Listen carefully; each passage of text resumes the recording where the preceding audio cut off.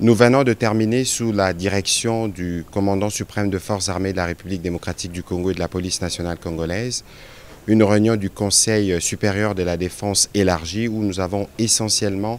passé en revue la situation opérationnelle dans toute la République démocratique du Congo, mais spécifiquement dans l'Est de la République démocratique du Congo. Cette réunion du Conseil supérieur de la défense était la première avec le nouveau chef d'état-major général qui a eu à la suite du vice-premier ministre, ministre de la Défense, donné les grands axes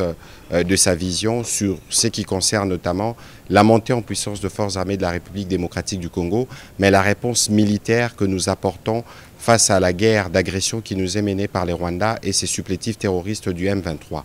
Comme vous l'avez suivi à travers les médias ce matin, dans le rapport qui a été fait par le chef d'état-major général,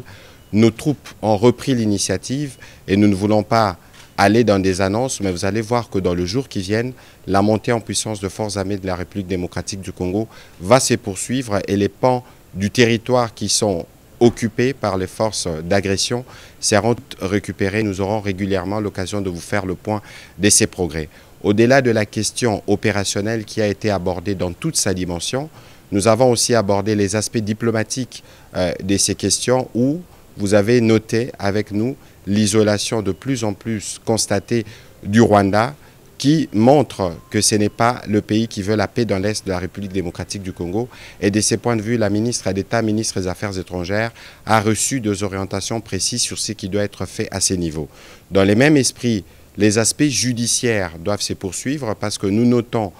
au vu de l'évolution de la situation, des comportements, des attitudes haut de mots qui sont suspects, qui ne sont pas de nature à renforcer l'unité nationale ou l'union derrière nos forces armées de la République démocratique du Congo pour mettre fin à cette situation d'agression. Les ministres de la Justice, mais aussi l'auditeur général de forces armées de la République démocratique du Congo, qui participaient à la réunion, vont tous prendre des dispositions à leur niveau pour s'assurer que tout comportement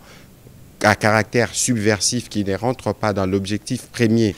de la reprise de l'intégrité territoriale de d'autres pays, c'est des comportements qui pourront être sanctionnés. Le même constat a été fait dans la couverture médiatique des événements dans l'Est de la République démocratique du Congo, comme nous avons eu à le relever à travers les mises en garde qui ont été faites. Nous voulons vous dire que des mesures seront prises dans les jours à venir contre tous les médias qui travailleraient dans le sens d'accompagner l'œuvre terroriste qui s'est faite en République démocratique du Congo. Pour l'impératif de la paix, il y a des mesures qui devront être prises absolument pour qu'on s'assure que tous les efforts nationaux qui sont faits pour restaurer la paix dans l'Est de la République démocratique du Congo puissent l'être. Nous avons évidemment eu l'occasion de passer en revue aussi d'autres questions d'importance capitale qui sont traitées au niveau de nos différents services pour nous rassurer que toutes les mesures sont prises pour que la paix soit restaurée, que la sécurité règne partout en République démocratique du Congo. Nous allons terminer évidemment par rappeler la mobilisation que le président de la République ne cesse de demander à tous les Congolais autour de forces armées de la République démocratique du Congo, dont il a à nouveau loué la bravoure et les sacrifices. Et donc nous allons réitérer ces demandes pour que toutes les populations congolaises fassent confiance au président de la République, mais aussi aux efforts soutenus du gouvernement dans le cadre des différents fronts militaires, diplomatiques, judiciaires, économiques et médiatiques pour que nous puissions restaurer la paix dans l'Est de notre pays une fois pour toutes.